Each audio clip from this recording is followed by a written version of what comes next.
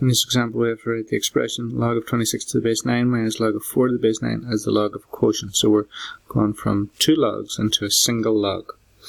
So we have log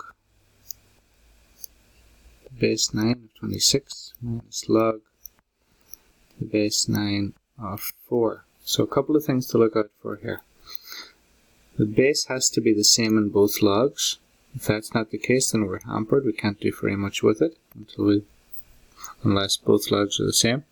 And the other thing is that this time we're subtracting two logs. Okay, so you've probably seen before, if you're looking at this video, that when we add two logs, we multiply them. We can multiply the numbers.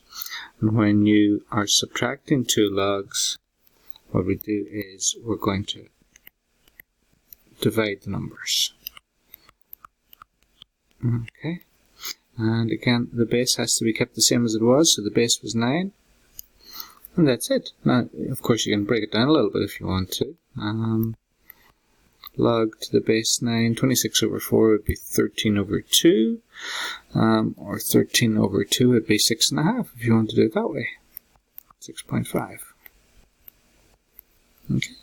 And that's it. That's all there is to it. So if you're subtracting two logs, you can combine them into a single log using division. So it's the first one divided by the second one.